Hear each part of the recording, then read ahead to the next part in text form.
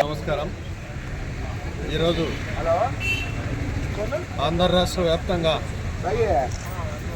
Sub register ఆఫీసుల యందు అన్ని ఆఫీసుల్లో 396 జీవో పైన ధర్నా నిర్వహిస్తున్నటువంటి 10వ రోజు పెండర్ సోదరులందరికీ ఈరోజు 10వ రోజు. ఈ 10వ రోజున మదనపల్లి సబ్ రిజిస్టర్ కార్యాలయం నందు దీక్ష చేస్తున్నటువంటి పెద్దలకు అందరికీ, ముఖ్యంగా బీసీ హక్కుల పోరాట సమితి నుండి మేము సంపూర్ణ మద్దతు తెలియజేస్తూ వాళ్ళకు ధన్యవాదాలు తెలియజేస్తున్నాం. అలాగే ఈరోజు రాష్ట్ర ప్రభుత్వంలో ఉన్నటువంటి ముఖ్యమంత్రి వర్యులు పెద్దలు నారా చంద్రబాబు నాయుడు గారు దరిదాపుగా 5 లక్షల మంది రోడ్డుపైన వచ్చి కూర్చున్నారు. సరే, మీ ప్రతిపాదనలు, మీ ఆర్డర్లో మీరు ఏదైతే మార్పులు చేయాలనుకున్నారో ఆ మార్పుల్లో మీరు చేసే మార్పులు సక్రమైనయా కాదని చెప్పి కూడా మీరు పరిశీలించాల్సిన అవసరం ఉంది. ఎందుకంటే ఈరోజు 5 లక్షల మంది రోడ్డుపైన కూర్చున్నారంటే కనీసం ఏం జరుగుతుంది ఇక్కడ? ఎందుకు 5 లక్షల మంది రోడ్డుపైన కూర్చున్నారు? అసలు వీళ్ళకి ఏం అవసరం ఉంది? రోడ్డుపైన కూర్చోవడానికి అవసరాలు ఏమున్నాయి అనేటువంటిది మీరు తెలుసుకోవాల్సినట్టు అవసరం ఉంది.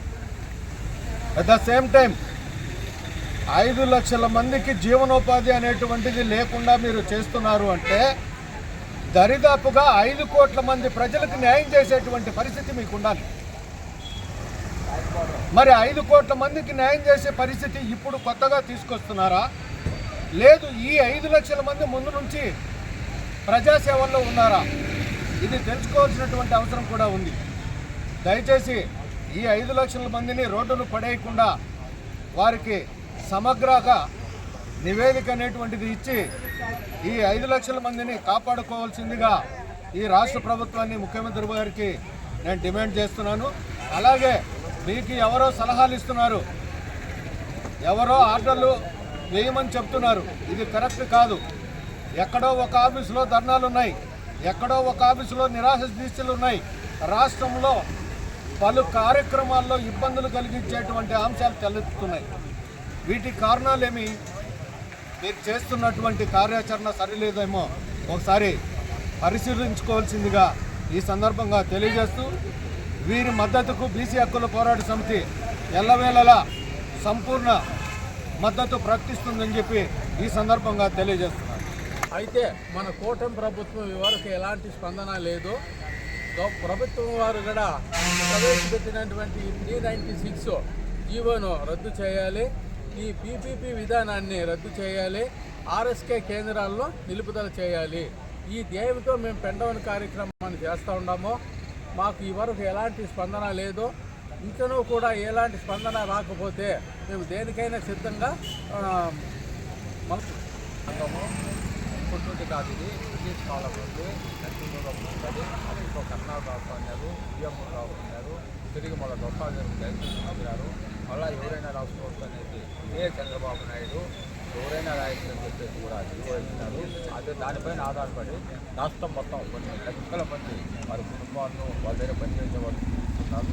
అటువంటి దాన్ని గట్టి కొట్టాలనే ఉద్దేశంతో, ప్రైవేటు వాళ్ళకు ఆదాయం చూపించాలనే ఉద్దేశంతో 396 30/6/2025 అది జారీ చేశారు. తన జీవో యొక్క సారాంశం ఏమంటే ప్రైవేటు కంపెనీలకు సబ్సిడీలను ప్రైవేట్ కంపెనీలు ఫ్రంట్ ఆఫీసు, బ్యాక్ ఆఫీస్ అనేది 2 ఆఫీసులు ఏర్పాటు చేసి ఫ్రంట్ ఆఫీసు నందు ప్రైవేట్ వాళ్ళను, బ్యాక్ ఆఫీసులో సబ్సిడీతో ఒక క్లర్క్ను ఉద్దేశపెట్టి ఆ విధంగా చేయడం వలన ఉత్తరోత్తర ప్రభుత్వ ఉద్యోగాలు కూడా రాకుండా పోయేదానికి ఛాన్సెస్ ఉంటుంది. అది దస్తావేజులకు ఎటువంటి పని లేకుండా వాళ్ళు వీధిన పడేసరికి దస్తావేజు వాళ్ళ వాళ్ళ ప్రజల కోసం ఈ విధానం ప్రజల ఆస్తి కూడా నష్టం వాళ్ళు తప్పు ప్రజలు కూడా ఉద్యోగాలు చేసినాము.